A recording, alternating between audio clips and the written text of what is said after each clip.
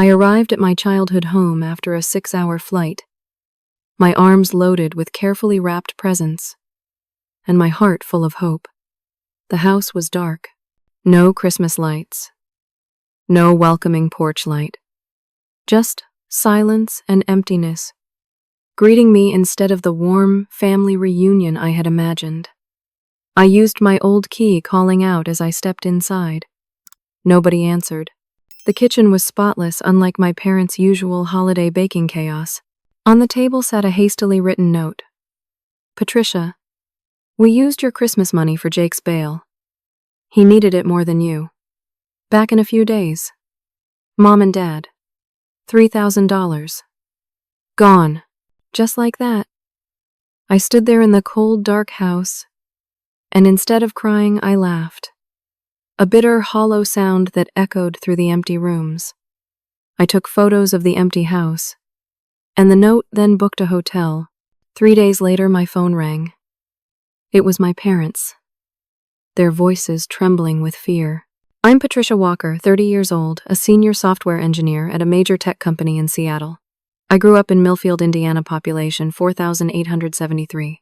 It's the kind of small town where everyone knows your business before you do. My parents, Ellen and Richard Walker, have lived there their entire lives. My dad worked at the local factory until it closed, then found a job as a maintenance supervisor at the high school. Mom was a part-time receptionist at Dr. Geller's dental office until she quit 5 years ago, claiming vague health problems that never seemed to affect her when Jake needed something. Jake, my younger brother, 27, the golden child. The boy who could do no wrong, even when he was very wrong. The star quarterback who peaked in high school. The charmer who could talk his way out of anything. The son who always needed just one more chance. And my parents gave him chance after chance after chance. I was the responsible one. The studious daughter with perfect grades. The one who worked at the library after school and waitressed on weekends.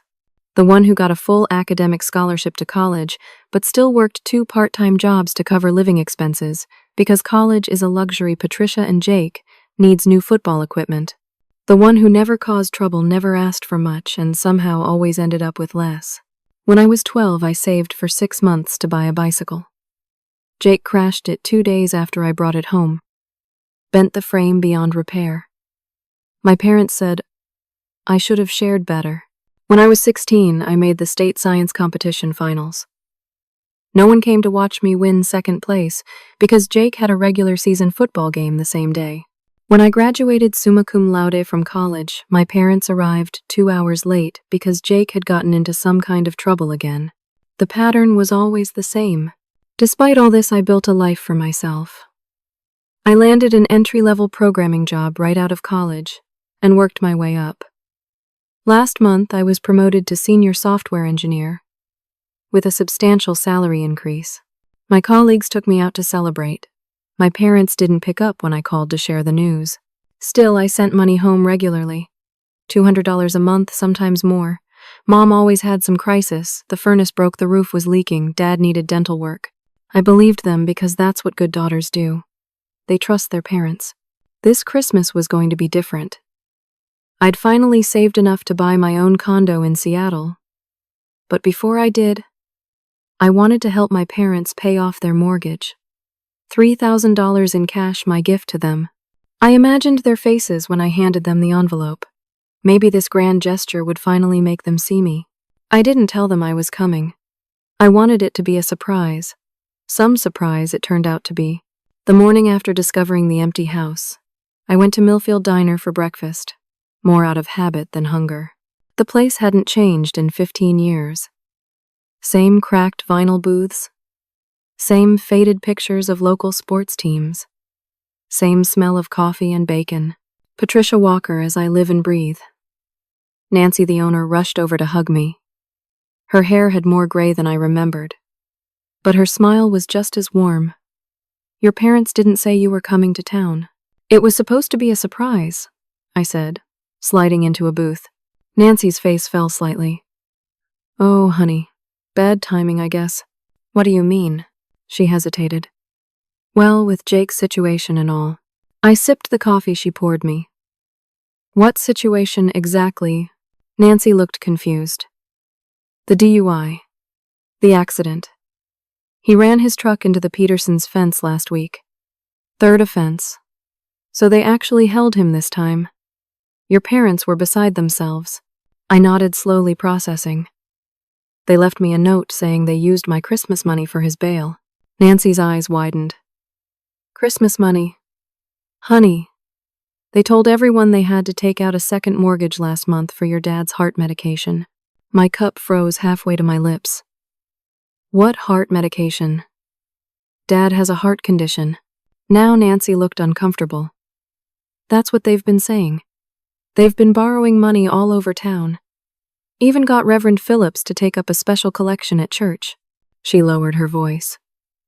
Jake's been saying the same thing, that he needs money for your dad's medical bills. My father, who hadn't been to a doctor in a decade because they're all crooks. My father, who prided himself on being healthy as a horse. This made no sense. I paid for my barely touched breakfast and walked through town, thoughts whirling. On Main Street, I bumped into Mrs. Geller, my mom's former boss. Patricia. What a lovely surprise. How's Seattle treating you? Very well, thank you. I just got a promotion, actually. Wonderful. Your mother must be so proud. Though she never mentions your job much when we run into each other. Always talking about Jake's business ventures. Jake's business ventures. Last I heard, he was unemployed. What kind of ventures? I asked casually. Oh, something about sports equipment sales. She said he was just waiting for an investor to come through with startup capital. Your father seemed less enthusiastic when I asked him about it at the hardware store. By the time I reached Parkside Avenue, where my childhood best friend Samantha used to live, my confusion had hardened into something else. I called her from the sidewalk outside her parents' house. They did what Sam's indignation felt like a warm blanket after the cold shock of betrayal. Trish. That's beyond messed up. I know. And now I'm hearing all these stories about Dad's heart condition and Jake's business. None of it adds up. That's because they're lying, Sam said bluntly. They've always covered for Jake, but this is next level. Where are you staying? The Millfield Inn. It's depressing but clean. Stay there. I'm driving up tomorrow. We'll figure this out together. As I hung up, someone called my name. I turned to see Tyler Grant jogging toward me, dressed in a police uniform, his breath visible in the cold December air. Tyler. My high school boyfriend. The one who wanted me to stay in Millfield after graduation. The one I left behind when I went to college. He looked good. Taller than I remembered.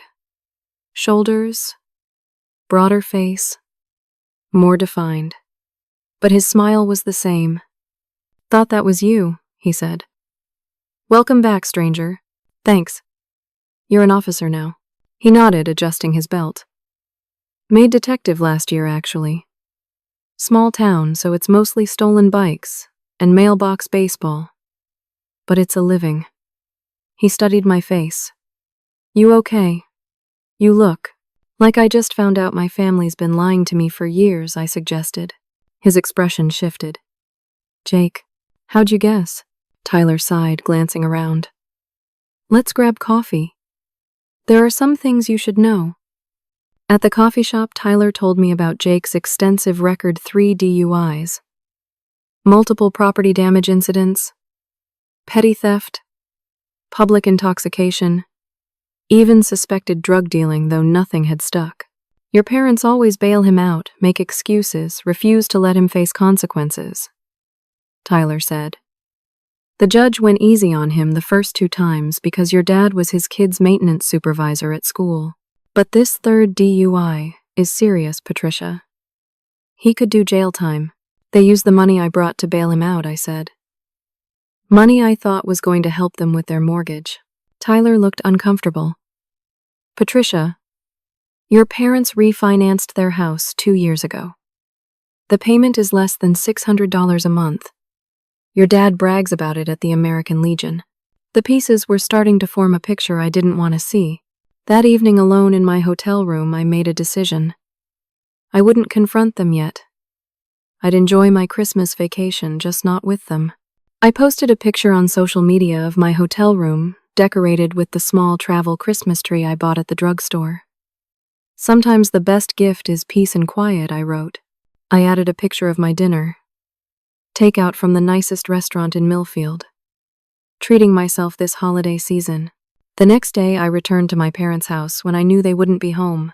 They volunteered at the church food pantry every Wednesday morning, a fact they never failed to mention when implying I didn't do enough charity work. I let myself in with my key, intending to retrieve the gifts I'd left behind in my hasty exit. In my old bedroom, everything was exactly as I'd left it after college graduation. Posters of bands. I no longer listened to shelves of science and math trophies, a bulletin board covered with academic achievement, certificates. It felt like a museum to a person I used to be. I gathered my presents and was about to leave when curiosity pulled me toward my parents' bedroom. I told myself I was just looking for evidence of my father's alleged heart condition, medication, doctor's bills, something to explain the lies. What I found instead was my mother's journal tucked inside her bedside table drawer, right where she'd always kept it.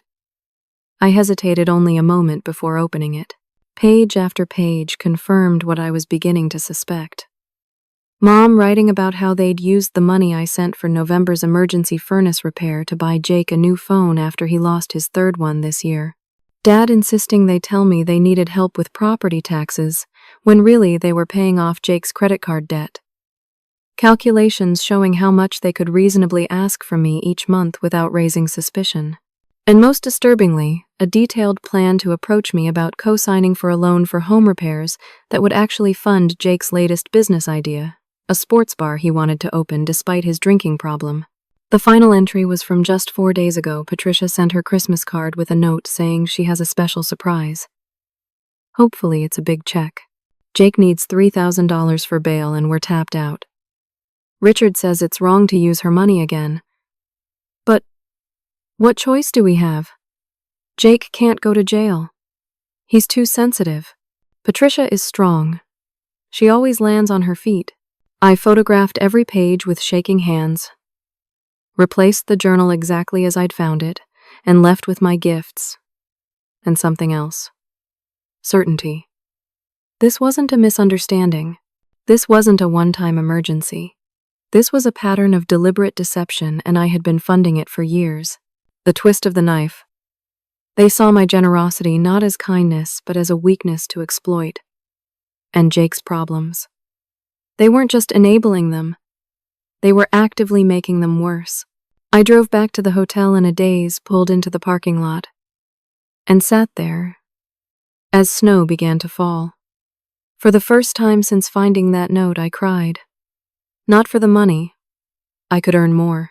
I cried for the family I thought I had, the parents I believed in, despite all evidence to the contrary, and the brother who might have become a better man if anyone had ever expected him to be. I slept fitfully that night. Dreams full of distorted Christmas memories.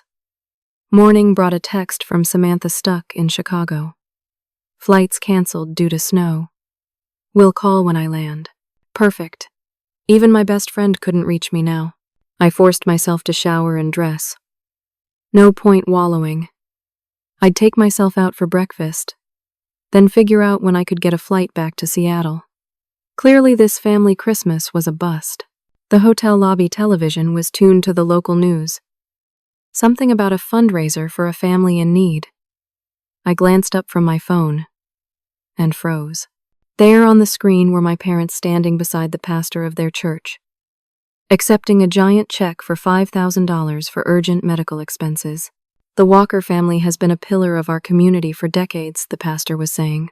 When we learned about Richard's heart condition and their struggle to afford his life-saving medication while supporting their son's rehabilitation, we knew we had to help. My mother dabbed at non-existent tears with a tissue. We're just so grateful. Patricia, our daughter, moved away to Washington and, well, she has her own life now. It's been hard managing without family support. The reporter nodded sympathetically. And your son is currently in recovery. My father cleared his throat. Jake is getting the help he needs. It's a difficult time for our family, but we're hopeful. I stood there mouth open as they literally told the entire town I had abandoned them while simultaneously raising money under false pretenses. The same parents who had just taken my $3,000 were now accepting another $5,000 from the community based on lies. "You okay, miss?" The hotel clerk was looking at me with concern. I closed my mouth, straightened my shoulders.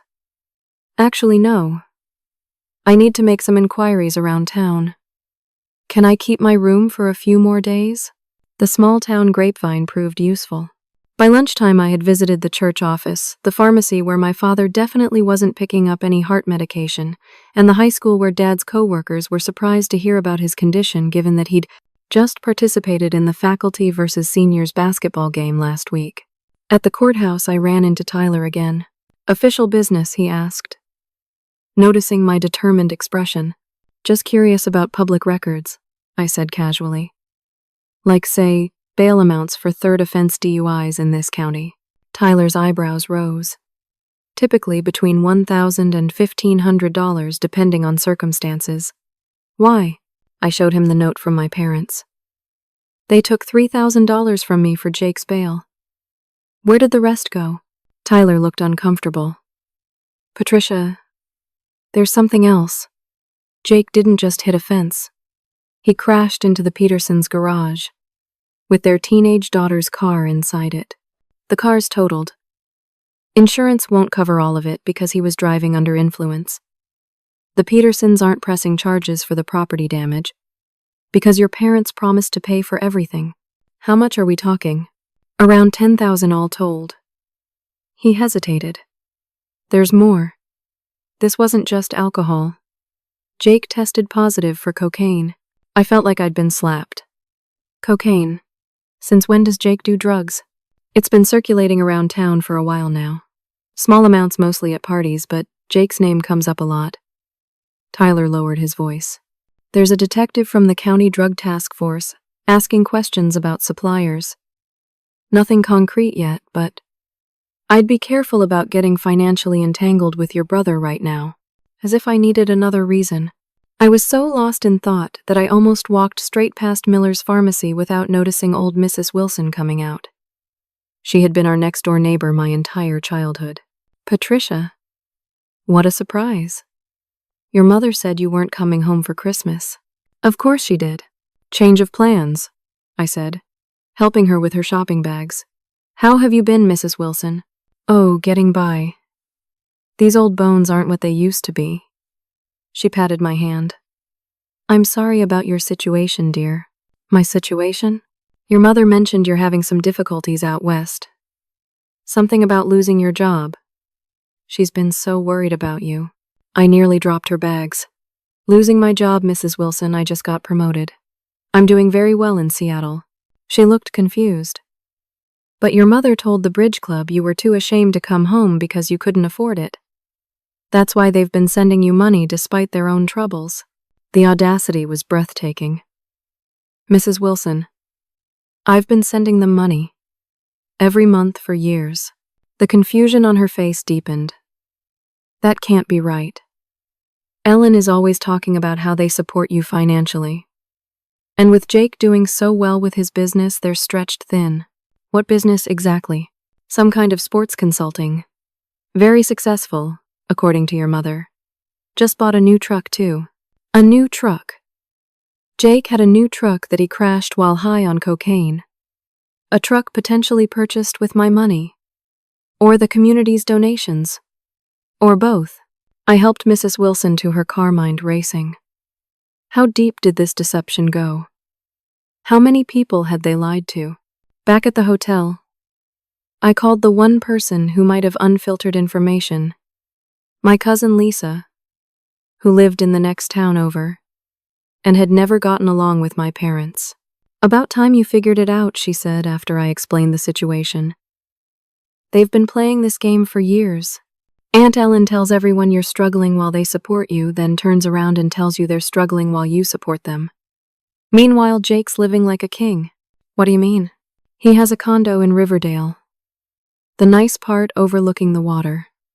Drives a $50,000 truck. Or did until he wrecked it. Always has the latest phone designer clothes. No visible means of support except occasional odd jobs, whatever that means. And my parents. They renovated their kitchen last year. Granite countertops, stainless steel, everything. Your mom joined that expensive country club on the lake. The one with the $1,000 initiation fee. They took a cruise in February. I felt sick. Lisa, why didn't you tell me? Would you have believed me? They're your parents, Patricia. And you've always wanted to see the best in them. She paused. What are you going to do now? Good question. That night I returned to my childhood home again, this time with a different purpose. If they were going to lie about me, I needed to know exactly what they were saying. And if Jake was involved with drugs, there might be evidence in his old room. The house was still empty. I went straight to Jake's bedroom, which had been redecorated since I left for college. Gone were the sports posters and high school trophies, replaced by expensive electronics and framed photos of Jake in front of luxurious backgrounds. A yacht, a mountain ski lodge, a tropical beach. Places our family could never afford to visit. His closet held designer clothes with tags still attached. His desk drawer contained a stack of unpaid bills, credit cards, medical expenses from urgent care visits, a notice from a payday loan company with an astronomical interest rate, and most disturbingly, a threatening letter from someone identified only as TD demanding payment of $8,000, or else the next conversation won't be so friendly. I photographed everything just as I had with my mother's journal. Evidence. For what I wasn't sure yet, but I knew I needed it. As I was about to leave, something made me check the loose floorboard in my old bedroom, the hiding place where I'd kept my diary as a teenager. To my surprise, it still came up easily, revealing not my old journal, but a small metal box I didn't recognize. Inside were several plastic baggies of white powder, a digital scale, and a small notebook with names, dates, and amounts. I stared in horror. My childhood bedroom had become a stash spot for what was clearly a drug dealing operation. In my parents' house. Where they still lived. Did they know? Were they involved, or was Jake using their home without their knowledge? I carefully replaced everything exactly as I'd found it, making sure to wipe my fingerprints. My mind was racing. This wasn't just about money anymore. This was dangerous. Back at the hotel, I called Tyler. I need to talk to you. Not as my ex, not as my friend. As a detective. His voice immediately shifted to professional mode. What's wrong? Not over the phone. Can you meet me? 20 minutes later, we sat in his unmarked police car in the deserted high school parking lot. I found drugs in my old bedroom, hidden under the floorboard, along with what looks like dealing records. Tyler's face remained neutral, but his knuckles whitened on the steering wheel. You're sure? Unless baking powder comes in small plastic bags with a street value written on them. Patricia, this is serious. If Jake is dealing, I know. But what I don't know is if my parents are involved. There was also a threatening letter from someone demanding money. Tyler rubbed his face. Okay, here's what we need to do. First, you need to stay away from your parents' house. If Jake has connections to dealers, they might be watching the place. Second, I need to take this up the chain, see if it connects to the county investigation. What about my parents? We don't know their level of involvement yet. Best case scenario, they're oblivious. Worst case, he didn't finish the sentence. He didn't have to. I returned to my hotel, double-checked that my room door was locked, and tried to process everything. My brother wasn't just a screw-up. He was potentially a drug dealer. My parents weren't just enabling his bad behavior. They might be involved in criminal activity. And I had been unknowingly funding it all. My phone chimed with a notification. A new post from my mother on social media, a picture of an empty chair at their Christmas dinner table, with the caption, "Missing our daughter this holiday season. Some children forget where they came from when they find success." Number, heartbroken. Number, empty nester syndrome. 27 likes. 15 sympathetic comments about ungrateful children. That was when something inside me snapped. They had stolen my money. They had lied about me to the entire community. They were possibly involved with drug dealing. And now, they were playing the victim. I created a new email address and sent an anonymous tip to the local newspaper about the church fundraiser, suggesting they verify the medical claims before publishing their planned feature article. Then I emailed my company's legal department asking for an urgent consultation about potential identity theft concerns involving family members. 3 days after finding the note, as I was packing to return to Seattle, my phone rang. My parents' number. "Patricia, thank God you picked up." My mother's voice sounded breathless, panicked. "We've been trying to reach you for days." I kept my tone neutral. "I've been busy. What's going on?" "It's Jake. Her voice broke. "They revoked his bail. He failed to appear for his court date." "That's unfortunate," I said, continuing to fold my clothes. "Where is he now?" "We don't know, that's the problem. We went to take him to court, but he wasn't at his apartment. We've been looking everywhere." Interesting that she didn't mention the drugs I found. Or the dealing. Or the threatening letter. "I'm sure he'll turn up," I said. "He always does." "Patricia, we need your help. We're stuck in Missouri." "Missouri? What are you doing there?" "Last I checked, the courthouse was right here in Millfield. We were taking Jake to a rehabilitation facility. A really good one that a friend recommended. But our car broke down and now we're stranded at this awful motel, and the mechanic says it'll cost $5,000 to fix the transmission, and we've already spent so much on the rehab deposit." My fingers tightened on the phone. More lies. If Jake had skipped his court date, they wouldn't have been calmly driving him to rehab. And $5,000 for a transmission repair? Ridiculous. "Where exactly are you?" I asked. "Someplace called Branson.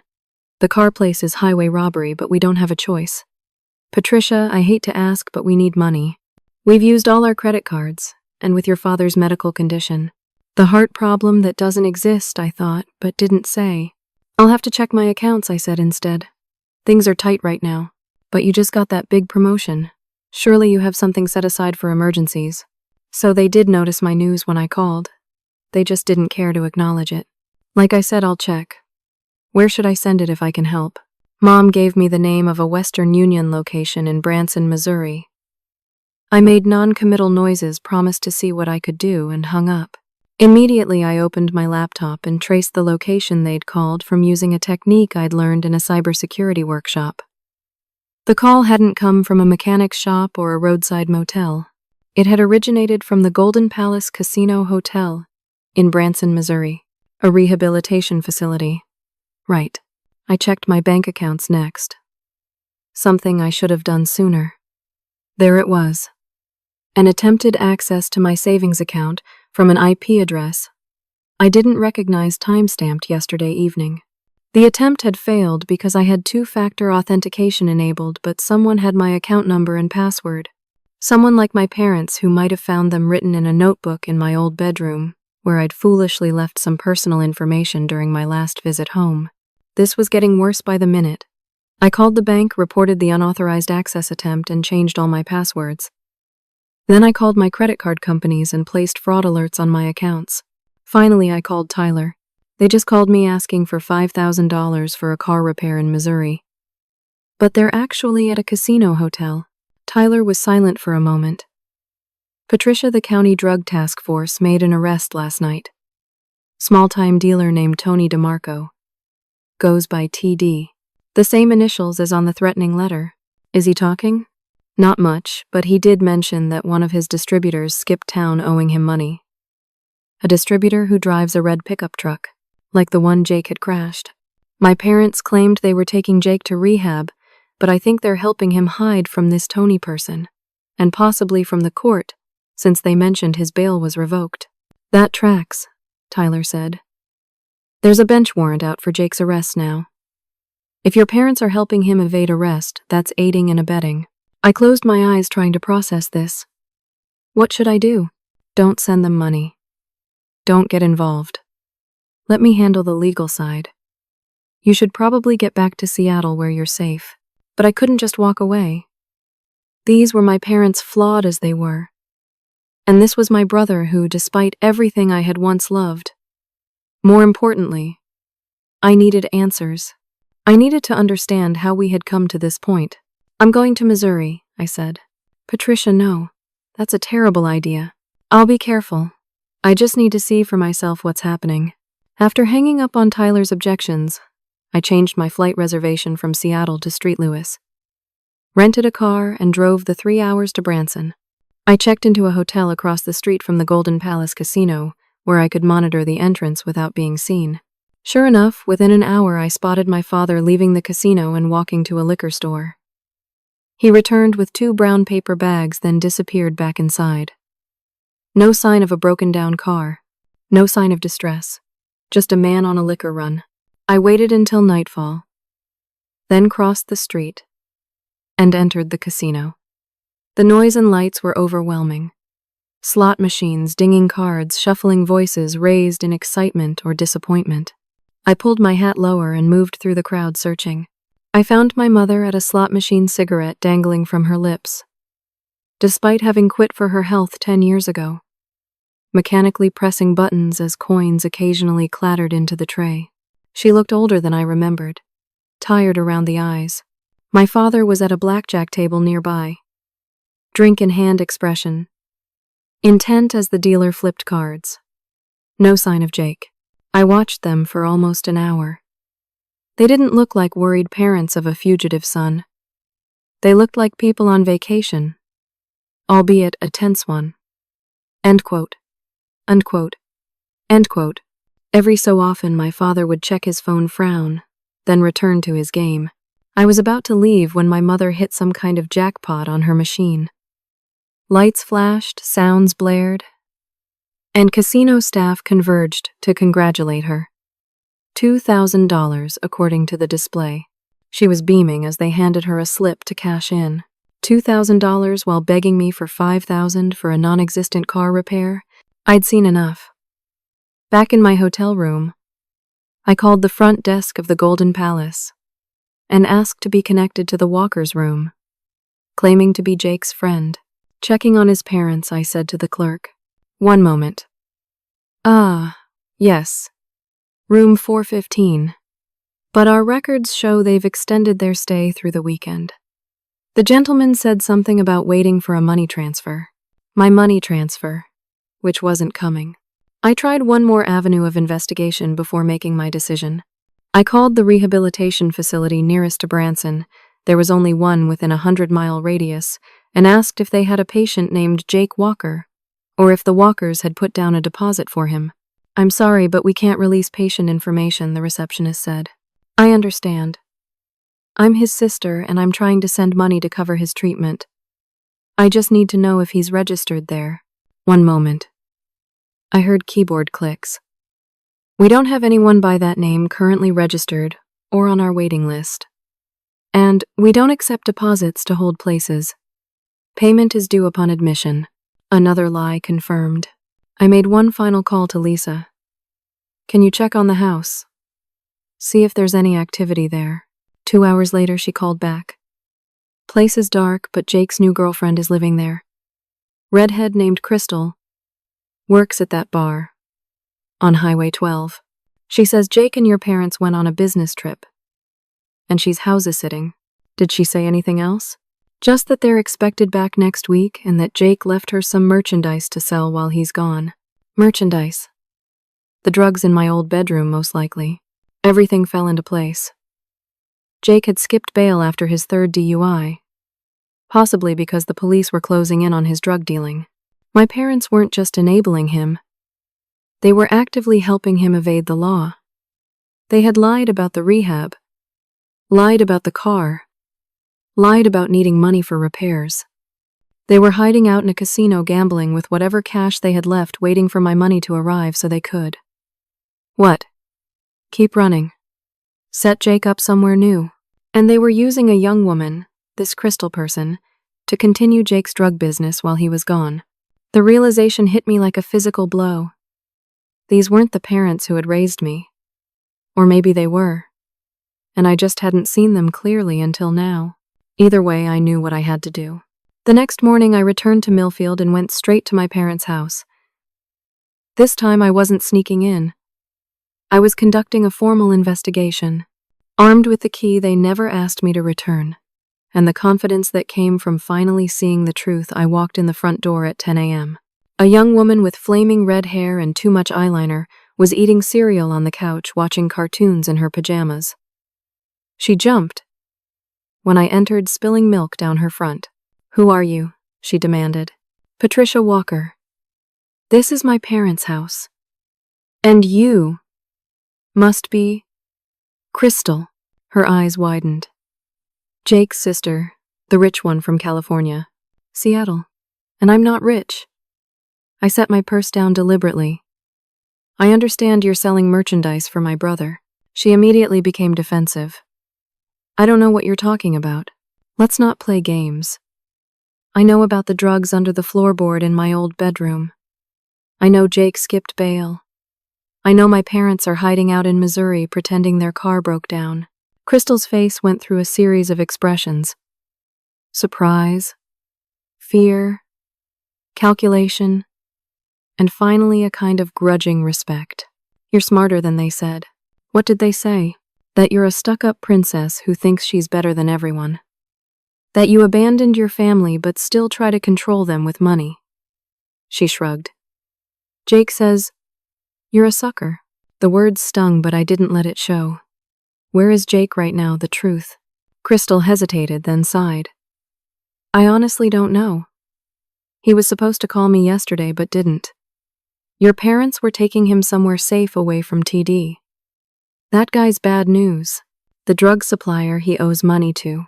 She nodded. $8,000. TD said he'd break Jake's legs if he didn't pay by Christmas. That's why they left in such a hurry. And the bail issue. Jake missed his court date because he was hiding from TD. He figured jail would be worse than whatever your parents could arrange. She looked at me curiously. "They said you were sending money to help." "They lied. Just like they're lying to you about me." I met her eyes directly. "Crystal, you need to leave. The police know about the drugs here. It's only a matter of time before they get a warrant." Her face paled. "But Jake said it was safe. That no one would look here." "Jake was wrong. Get your things and go. Now." As she scrambled to gather her belongings, I began a methodical search of the house. In my father's office, I found a filing cabinet full of financial documents. Bank statements showing regular deposits from my account alongside withdrawals in the same amounts made to Jake's account. Credit card bills revealing purchases at electronics, stores, clothing, boutiques, and restaurants, all signed by Jake using my father's card. Medical bills from the local emergency room documenting Jake's visits for accidental injuries that were likely drug-related or from fights. Most damning of all, I found a folder labeled Patricia containing copies of my tax returns, bank statements, and even a photocopy of my Social Security card. Attached was a half-completed loan application for $40,000 with my information on it, but my father's email address for contact. They had been planning to commit identity theft against their own daughter. I photographed everything, my hands shaking with a mixture of rage and sorrow. How had it come to this? What had happened to the people who had once taught me right from wrong? Crystal emerged from Jake's room with a backpack. "I'm out. But you should know something. Your parents aren't just at that casino for fun. They're meeting someone." Jake called it an investment opportunity. Something about flipping a property in Florida. Another scam, no doubt, or worse, a way to launder drug money. "Thanks for the tip," I said. "One more thing. Do you know if my father really has heart problems?" She laughed. "Heart problems? Your dad brags about never taking a sick day in his life. That's just something they tell people when they need cash." After she left, I continued my search. In the kitchen, I found a calendar with appointments for my parents at different banks around the county. 5 appointments at 5 different banks in the week before they disappeared. Loan applications, most likely using the equity in their house as collateral. In their bedroom behind my mother's jewelry box, I discovered a burner phone with text messages from Jake. "Need more. TD. Raising the price. Crystal can move product while I'm gone. Don't tell Trish anything when she calls."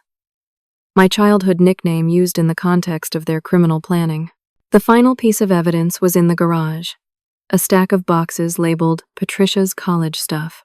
Inside were not my belongings, but stacks of paper, loan rejection letters from banks, past due notices for Jake's apartment, medical bills from a rehab facility in Indianapolis, showing that Jake had been admitted and discharged 5 times in the past 3 years, each time against medical advice. Discharge notes indicated he was a non-compliant patient with enabling family members who undermined treatment protocols. 5 rehab attempts, all failures because my parents couldn't let the doctors do their job. Couldn't let Jake face the necessary hardship of recovery. I was about to leave when something caught my eye. A framed family photo on the wall taken at my college graduation. My parents flanking me. Jake standing slightly apart, all of us smiling. I remembered that day, how proud I had felt, how hopeful about the future. Had they been plotting even then to use me as their personal ATM? I removed the photo from the wall, surprising myself with this small act of reclamation. Something to remind me of who we had been, or who I thought we were. As I drove back to my hotel, I called the lawyer I had consulted through my company's legal department. I have evidence of attempted identity theft and potential drug dealing, I said. The perpetrators are my own parents. That's unusual, the lawyer said. Family situations are always complicated. What's your goal here? I considered the question. I want to protect myself financially. I want to help my brother get actual treatment that works. And I want my parents to face reality for once in their lives. Ambitious, but not impossible. She outlined some options. Financial separation steps. Potential legal actions. Documentation I should gather. Next, I called Tyler again. This time, I was more direct. I have evidence that Jake is dealing drugs and my parents are helping him. I also have evidence they were planning to commit identity theft against me. What can be done? I am evidence. I have evidence. His voice was carefully professional. That depends on what you want to happen. Do you want to press charges? Did I? Could I send my own parents to jail? I want them to stop. I want Jake to get help. Real help. Not the enabling they've been doing. Then, we need leverage. Information we can use to get them to cooperate. I have plenty of that, I said. My final call was to Samantha, who had finally made it to Millfield.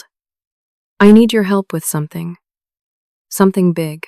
That evening we met with the district attorney, Amanda Grayson, a sharp-eyed woman in her 40s who listened to my story without judgment. Unfortunately, this pattern is all too common, she said when I finished. Families enabling addicts, covering up crimes, spiraling deeper into illegal activity to maintain appearances. But most enablers don't steal from their other children to fund it. What options do we have? I asked. Several. We could charge your parents with aiding and abetting a fugitive. We could investigate the identity theft attempt. We could look into whether they were involved in Jake's drug dealing. She leaned forward. But what might be most effective is using the threat of those charges to compel cooperation. You mean a deal? I mean getting Jake into a court-ordered treatment program with actual supervision and consequences for non-compliance. Getting your parents into a family program for codependence of addicts. And getting you, Miss Walker, some financial protection and peace of mind. It sounded too good to be true. What's the catch? Jake will need to turn himself in and cooperate with our investigation into his supplier. Your parents will need to stop enabling him, which means no more bailouts, no more lies, no more covering up, and you'll need to be prepared for them to blame you for all of it. I almost laughed. They already do. Then you're halfway there. She handed me her card. Call me when they return to town. We'll set up a meeting. £1. £1. Letter. £1. £1. £1. £1. £1. £1. But my parents weren't planning to return to town anytime soon, according to Crystal. They were running just like Jake, and they still thought I was sending them money to continue running. I made a decision. I would go back to Missouri, but this time I wouldn't be watching from across the street. I would confront them directly. Before I left, I attended a support group for family members of addicts that Amanda recommended. There I met Diane, whose brother had stolen her identity with their parents' help to fund his gambling addiction. The hardest part, she told me, was accepting that loving them didn't mean I had to destroy myself. That setting boundaries wasn't cruel. It was necessary. How did you do it? I asked. I made it clear there would be consequences for their actions. Real ones. And then I followed through. She squeezed my hand. It was the hardest thing I've ever done. Also, the best. Armed with evidence, legal advice, and a new perspective on family dynamics, I boarded a plane back to Missouri. I wasn't just Patricia Walker, dutiful daughter and enabler by proxy anymore. I was a woman reclaiming her power, her money, and her truth. And my parents had no idea what was coming. The Golden Palace Casino Hotel hadn't changed in the 3 days since I'd last seen it, but I had. Gone was the confusion, the hurt, the desperate need to believe my family's lies. In their place was clarity, determination, and a plan. I checked into the same hotel across the street, but this time I wasn't hiding. I wanted them to know I was coming. I called my mother's cell phone. Patricia, did you send the money? We're desperate here. I'm in Branson, I said flatly. I can see the Golden Palace Casino from my window. Why don't we meet in person to discuss that money transfer? Silence. Then my mother's voice, higher pitched than normal. You're here. But why? I think you know why. Shall we say the lobby of your hotel in 30 minutes? Or would you prefer I come up to room 415? How did you? She caught herself. Fine. The lobby. But your father isn't feeling well. I'm sure his non-existent heart condition is acting up again. 30 minutes, Mom. I used the time to prepare. I laid out copies of all the evidence I'd gathered. The financial documents, the journal entries, the drug dealing notes, the identity theft attempt. I wrote down the key points I wanted to make, the boundaries I needed to set. And I recorded a brief video on my phone, stating the date and time, explaining that I was about to confront my parents about their actions, and that I feared they might try to manipulate or threaten me, just in case. I also called Tyler. I'm confronting them tonight. Patricia, wait for backup. I can be there tomorrow. No. This needs to happen now before they run again. But I've taken precautions. I explained about the video, the documentation, the public meeting place. At least keep your phone on with me on the line. I want to hear everything. I agreed to that compromise. Before heading to the meeting, I made one more call to a financial advisor I'd consulted in Seattle. She had helped me set up new accounts my parents couldn't access, place freezes on my credit, and create a trust that could help Jake without enabling him. The paperwork was ready. All I needed was for my family to agree to the terms. At exactly 7 p.m., I walked into the Golden Palace lobby, a leather portfolio under my arm, containing everything I needed. My parents were already there, huddled on a sofa near the entrance, looking nervous. My mother had applied fresh makeup, and my father had changed into a clean shirt, as if better appearances might somehow mitigate what they'd done. Patricia. My mother stood, arms outstretched for a hug I didn't reciprocate. We're so glad you're here. We've been so worried. Save it, I said, sitting across from them. Where's Jake? They exchanged glances. He's resting, my father said vaguely. In this hotel. Or has he already left for that Florida property flip Crystal mentioned?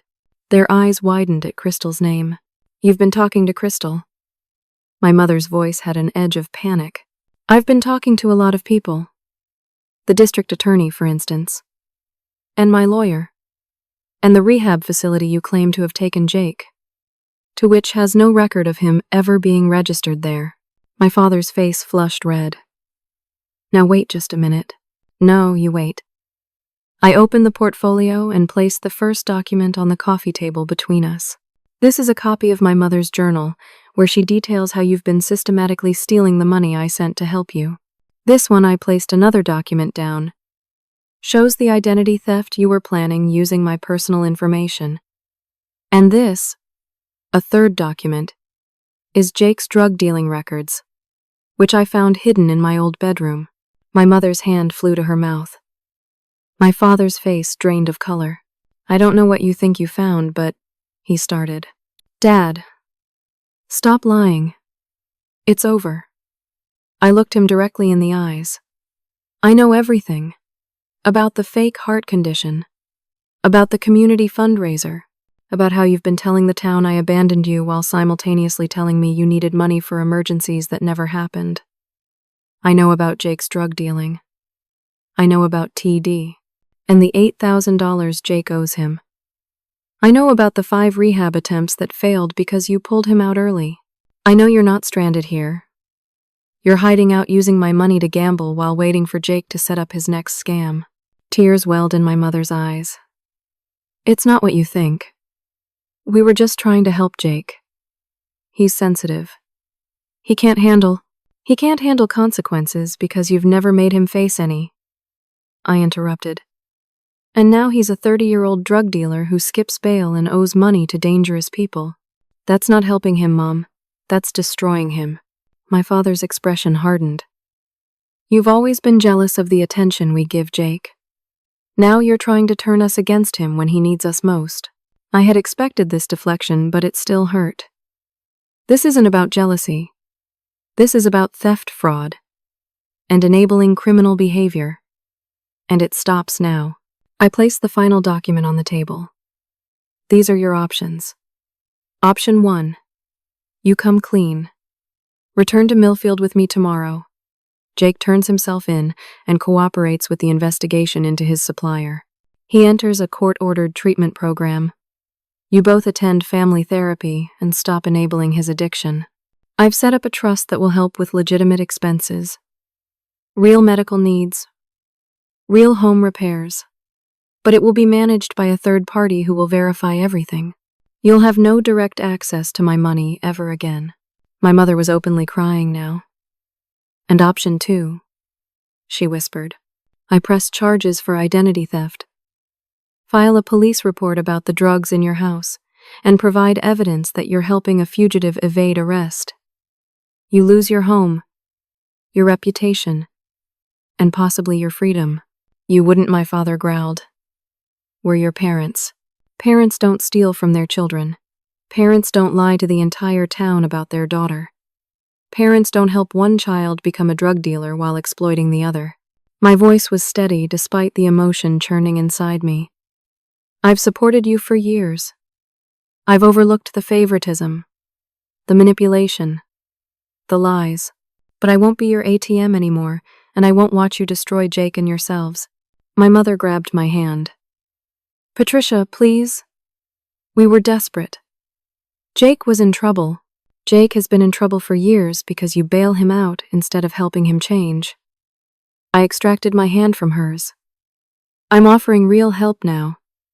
Take it, or face the consequences. My father stood abruptly. This is ridiculous. I'm going to find Jake. We'll sort this out as a family. Sit down, Richard. My mother's voice was unexpectedly sharp. She's right.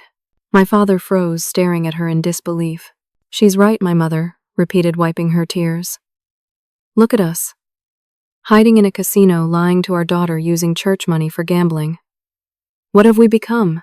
It was the first honest thing I'd heard from either of them in years. My father slowly sat back down, the fight draining from him. We never meant for it to go this far. It just happened. One small lie led to another, and then another. Jake needed help, my mother said. Real help. But it was easier to just give him money to believe him when he said he could stop on his own. And then, when that TD person threatened him, we panicked, my father admitted. We took your Christmas money for his bail. Then when he skipped his court date, we didn't know what to do. We thought we could buy time, figure something out. By lying to me again, I said. By taking more of my money. They both looked ashamed, as they should. Where is Jake now? I asked again. They exchanged glances. He's upstairs, my mother finally said. But he's not well. He's been using more since we've been here. He's paranoid. Angry. He thinks TD's people are following him. They might be, I said. All the more reason to get him into proper treatment with legal protection. And you'd help with that. My father sounded skeptical. After everything, I'm not helping you. I'm helping Jake. There's a difference.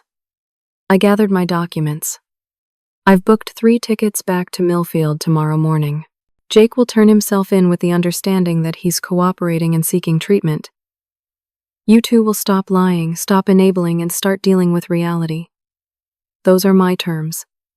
And if we refuse, my father was still resistant. I stood up, portfolio in hand. Then, I make a call. And officers arrest you here for aiding a fugitive. Jake goes to jail. Rather than treatment. You face charges for the identity theft attempt. And I walk away for good. The ultimatum hung in the air between us. My mother reached for my father's hand. We'll do it, she said quietly. For Jake. For all of us. My father hesitated, then nodded reluctantly. Good. Now take me to Jake. It's time he heard the truth too.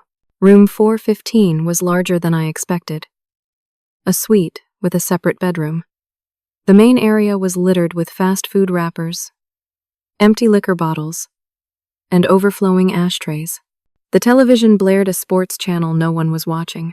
Jake was pacing by the window, twitchy, and agitated, a shell of the charismatic golden boy I remembered. His once athletic frame had thinned, his complexion was sallow, and his eyes darted nervously around the room as we entered. "What's she doing here?" he demanded. When he saw me. "Jake, sit down." For once my father's tone was firm. "We need to talk." "About what?" "Did she bring the money?" His gaze fixed on my portfolio. "Is that it?" "Give it here." "There is no money, Jake," I said calmly. "Not the way you think." He laughed bitterly. "Of course not. Perfect Patricia never helps anyone but herself. I've been helping this family for years. Sending money every month that supposedly went to mortgage payments and medical bills.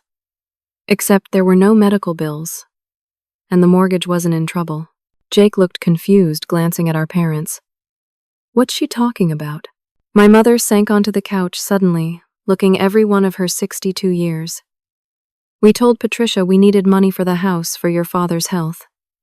We've been using it to help you instead." "Help me," Jake scoffed. "You call this helping? I'm hiding in a casino hotel from people who want to break my legs. I've got cops looking for me, and my life is a complete disaster. Great help. That's why we're here, son." My father's voice was heavy. "This can't continue. Patricia has a plan. I laid it out for him. The court-ordered treatment, the cooperation with authorities. In exchange for leniency, the trust that would provide for legitimate needs, but not fund his addiction." His reaction was explosive. "Are you kidding me? Turn myself in, rat out my suppliers, they'd kill me." "They might kill you anyway, given how much you owe," I pointed out. "At least this way you'd have police protection." "I don't need protection. I need money to pay them off. Then I can start fresh somewhere else." "Like Florida?" I asked. "With that property flip scam you're planning?" He looked startled. "How did you?" "Crystal talks a lot when she's scared. And she was very scared when I told her the police know about the drugs in my old bedroom." Jake's face contorted with rage. "You stupid boy!" "Don't," my father cut him off sharply. "Don't speak to your sister that way." The unexpected defense shocked us both. "Jake," I said more gently, "this isn't about punishing you. It's about saving your life. You've been to rehab 5 times and it hasn't worked, because these two," I gestured at our parents, "keep pulling you out early. Keep funding your habits. Keep shielding you from the consequences that might actually make you change. So what, you're cutting me off, sending me to jail? I'm offering you a chance. Court-ordered treatment means you can't leave when it gets hard. It means real accountability. And yes, consequences if you don't comply." He laughed harshly. Listen to yourself.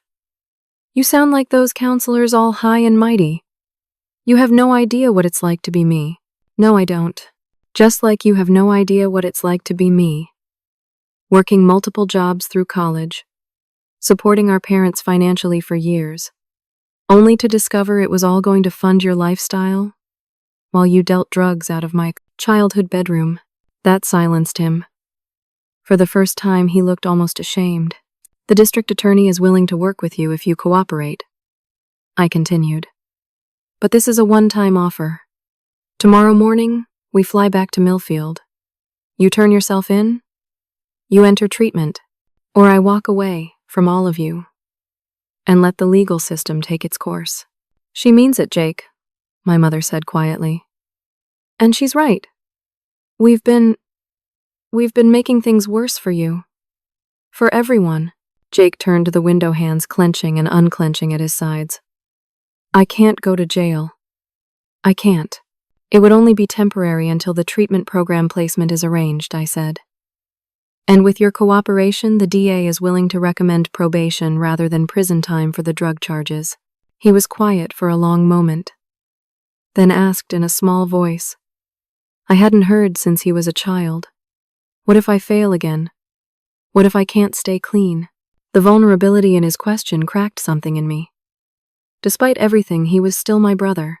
Then you try again, I said simply. But with real support, not enablement. With accountability, not excuses. My phone buzzed. A text from Tyler. Everything okay? Still listening. I had almost forgotten he was on the line, hearing everything. I need to take this, I said, stepping into the hallway. I gave Tyler a quick update, confirming we would return tomorrow. When I came back, Jake was sitting on the couch beside our mother, his head in his hands. I'm so tired, he was saying. So tired of running, of lying, of needing the next fix. I don't even enjoy it anymore. I just can't stop. That's what addiction is, son, my father said, surprising me again with his insight. It's not about enjoyment. It's about not being able to stop on your own. I've tried, Jake said. You don't know how many times I've tried. But always with us as a safety net, my mother admitted. Maybe Patricia's right. Maybe you need more structure than we can provide. Jake looked up at me, really looked at me for the first time since I'd entered the room. You really think this could work? This treatment program? I think it has a better chance than what you've been doing, I said honestly. But it won't be easy. Nothing worthwhile ever is. He nodded slowly, then reached into his pocket and pulled out a small plastic bag of white powder. He stared at it for a long moment, then handed it to me. I want to be done with this. I want my life back. It was more self-awareness than I'd expected from him. Maybe somewhere underneath the addiction and the entitlement was still the brother I'd once looked up to. Then let's make that happen, I said, taking the drugs and flushing them down the toilet in the suite's bathroom. When I returned, Jake had a determined look I hadn't seen in years. I'll do it, he said. I'll turn myself in. I'll cooperate. I'll try the treatment program. But I need to know you won't just abandon me if it gets tough. I won't abandon you, Jake. But I won't enable you either. There's a difference. And us. My father gestured between himself and my mother. What happens to us in this plan of yours? You get help too. Family therapy. Support groups for parents of addicts. And financial counseling to figure out how you're going to live within your means without my monthly contributions. My mother looked alarmed. You'll manage, I said firmly. You both have pensions. The house is nearly paid off. You don't have expensive medical conditions, despite what you've told the community. You'll have to explain to everyone that you lied, of course. Make amends. Rebuild trust. You're asking a lot, my father grumbled. I'm offering a second chance, I corrected him. Which is more than you deserve after attempting identity theft. Against your own daughter. That shut him up. We spent the next hour working out the details. What would happen when we returned, who would meet us at the airport, what Jake would need to bring to the police station. I texted Tyler throughout, confirming arrangements with the district attorney. By the time we finished, it was nearly midnight. Jake looked exhausted, but clearer-eyed than when we'd started. My parents seemed deflated, the weight of their deceptions finally catching up with them. As I prepared to leave, my mother caught my arm. "Patricia, I know we've hurt you terribly. I don't expect forgiveness, but thank you for not just walking away." "I'm not doing this for you," I said honestly. "I'm doing it because it's right. And because, despite everything, Jake deserves a chance at a better life." She nodded, tears in her eyes. "You've always been the strong one. The good one. I'm sorry we took advantage of that. It wasn't enough. Not nearly enough to make up for years of lies and manipulation. But it was a start." 8 a.m. tomorrow, I reminded them.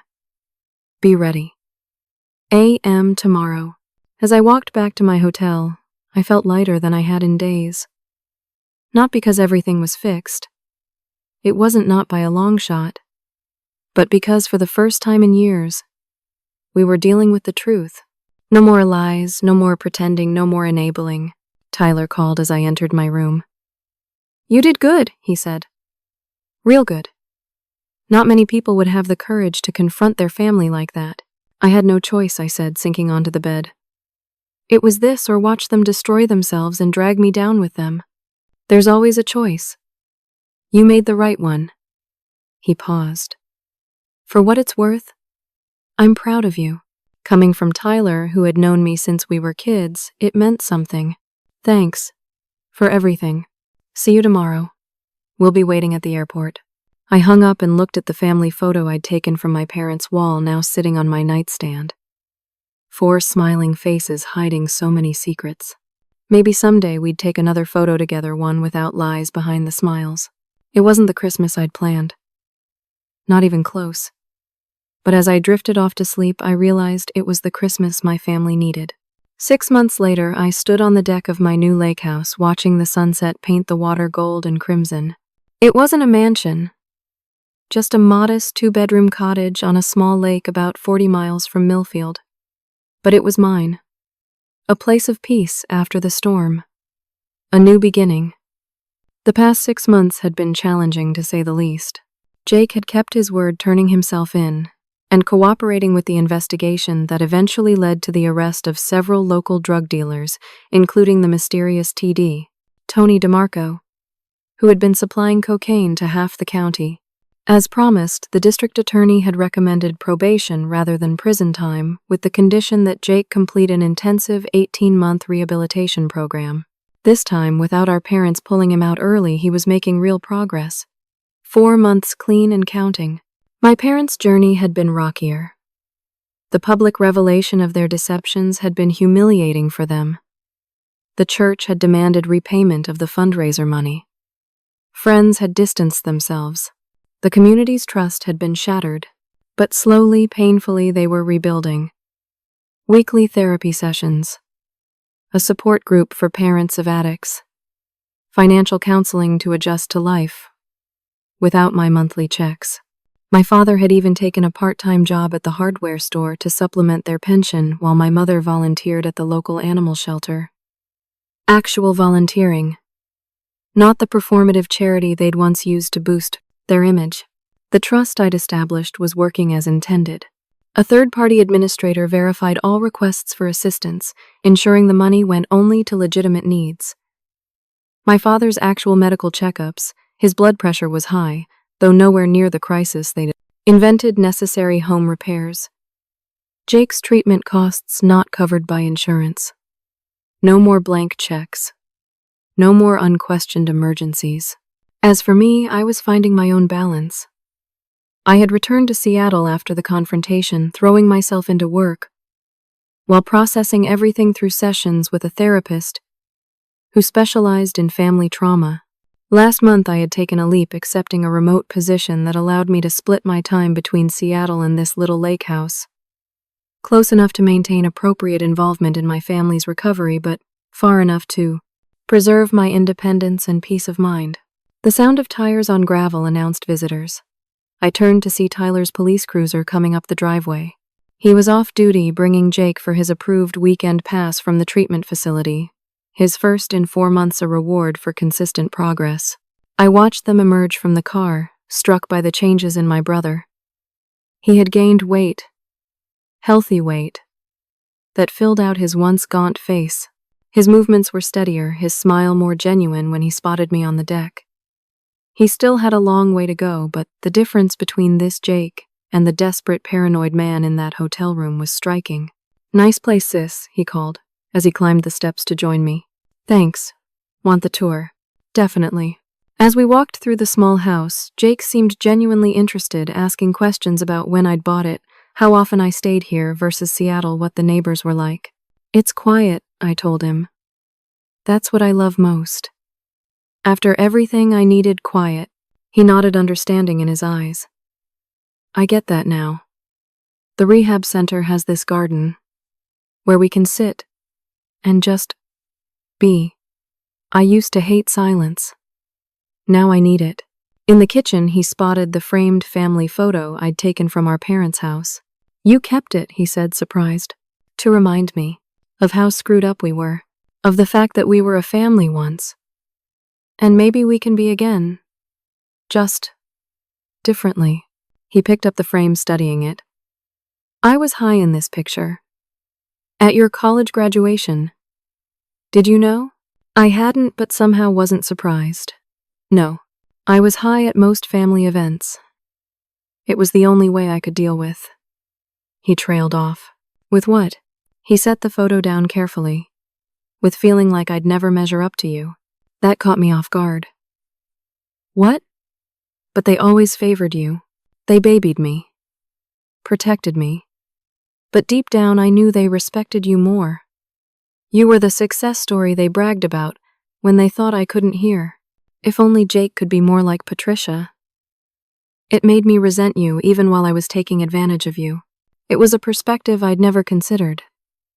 That their enabling hadn't been favoritism, but a form of condescension, a lack of belief in his capabilities."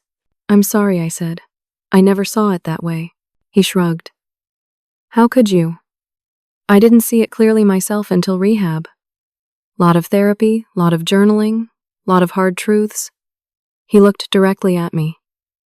"Including the fact that I was a complete jerk to you for years." "You were," I agreed, but without heat. Tyler joined us, carrying a grocery bag. "Steaks for dinner, as requested. Though I still think my grilling skills are questionable at best." "Can't be worse than the food at the facility," Jake said with a small smile, as Tyler prepared the grill on the deck. Jake helped me set the table. There was an ease between us I hadn't felt in years, maybe ever. Not the forced joviality of family gatherings past with their undercurrents of resentment and secrets, but something quieter and more genuine. "Mom and Dad are coming tomorrow?" he asked. I nodded. "For lunch? I thought it would be good for you to have tonight to settle in first." "Thanks for that." He arranged the silverware with unusual care. "They're trying, you know. It's awkward, and they still slip sometimes. But they're trying." "I know." I had seen the efforts myself during my monthly visits to Millfield. The stumbling attempts at honesty, the painful acknowledgments of past mistakes, the new tentative relationship they were building with both of us. "Dad actually came to family day at rehab last week," Jake continued. "Participated in the group session and everything. Didn't make excuses or try to downplay anything. That was significant progress for our father, who had spent decades avoiding difficult emotions through denial and deflection." After dinner, the three of us sat on the deck watching fireflies emerge over the lake. Jake sipped his soda thoughtfully. "I've been working on my 5-year plan," he said. "Part of the program. Where I want to be, what I want to do when I get out." And Tyler prompted, "I'm thinking about becoming a counselor. For addicts." He glanced at me, gauging my reaction. "The program director says I have good insight once I got past the denial. Said sometimes people who've been through it can help others in a way that textbook knowledge can't." "I think you'd be good at that," I said, meaning it. Jake had always had charisma, had always been able to connect with people. Used in a positive way, those qualities could be powerful. "Really? You're not just saying that." "Really?" It's a long road. You'd need education, certification, supervised hours. But if you're committed, I am, he said firmly. More committed than I've ever been to anything. I want to make something of my life. Something real. Something that helps, instead of harms. The determination in his voice was new, and it gave me hope. As night fell, Tyler built a small fire in the fire pit, and we roasted marshmallows like children, laughing at our sticky fingers and charred failures. In this moment, it was possible to imagine a future where we were healed. Not perfect, not without challenges, but healed nonetheless. When Jake went inside to call his counselor, a nightly check-in required by the program, Tyler moved closer to me on the bench. You seem good, he observed. More at peace. I am. Most days. I leaned against his shoulder, a gesture that had become familiar over the past months, as our friendship had evolved into something more. It still hits me sometimes. The betrayal, the years of lies. But then I remember that's not the whole story anymore. We're writing a new chapter now. You made that possible. Your courage that night in the hotel room changed everything. Not just for them, I admitted. For me, too. I've spent so much of my life being the responsible one.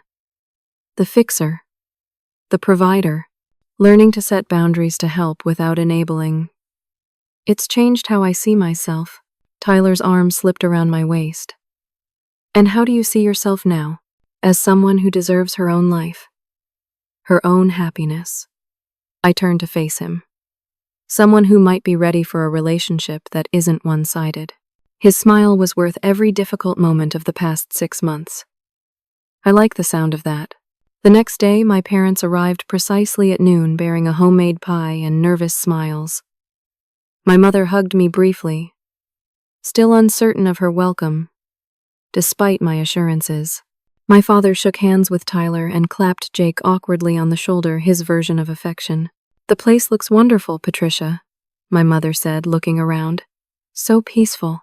That was the goal, I said, leading them to the deck where lunch was laid out. As we ate, the conversation was sometimes stilted, sometimes flowing more naturally. We were all learning how to interact without the old patterns, without the lies that had structured our relationships for so long. It wasn't perfect, but it was honest. After lunch, my father asked for a moment alone with me. We walked down to the lake's edge, watching ducks glide across the surface. I haven't properly apologized to you, he said abruptly.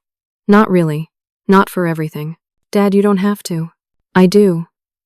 He cleared his throat. I was a terrible father to you, Patricia. I took advantage of your success, your generosity. I lied to you repeatedly. I helped your mother try to steal your identity. There's no excuse for any of it. I remained silent, letting him continue. The therapist says I need to make amends. Not just say sorry, but acknowledge specifically what I did wrong. And try to make it right. He looked uncomfortable, but pressed on. So here it is. I'm sorry for never appreciating what you accomplished on your own. I'm sorry for treating you like a bank account instead of a daughter. I'm sorry for blaming you when you called us out on our behavior.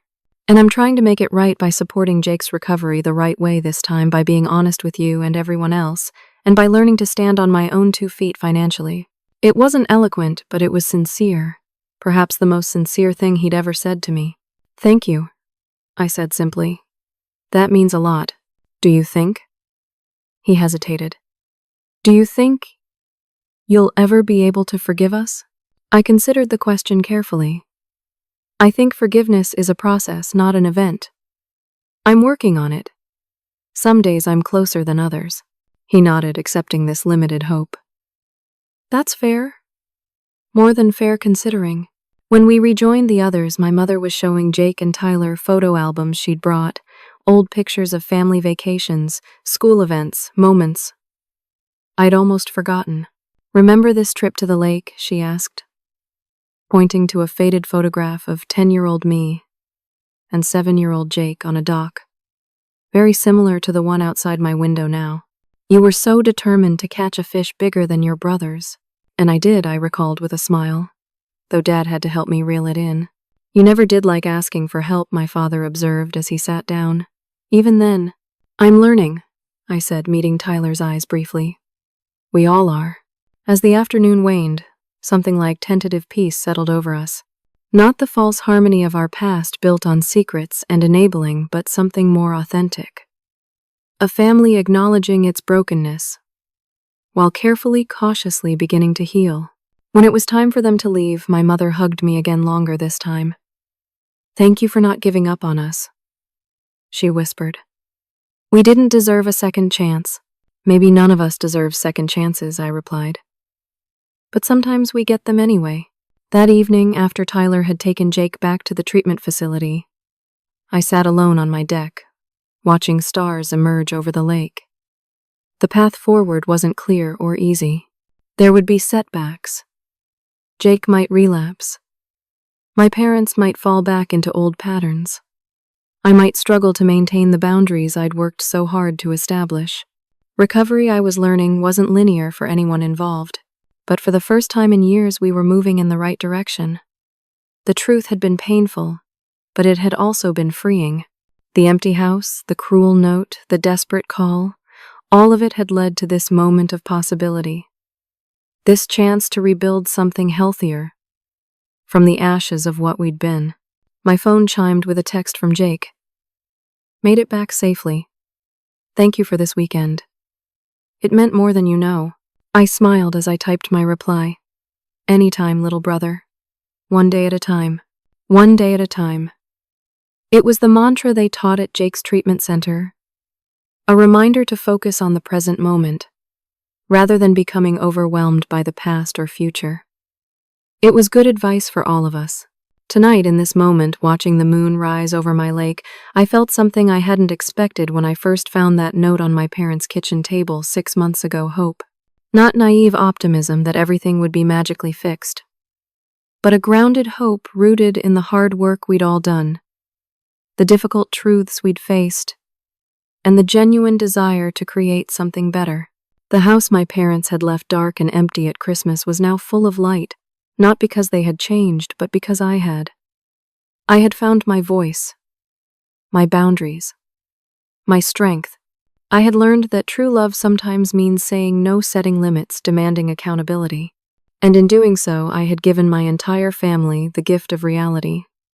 Harsh at first, but ultimately the only foundation on which we could rebuild.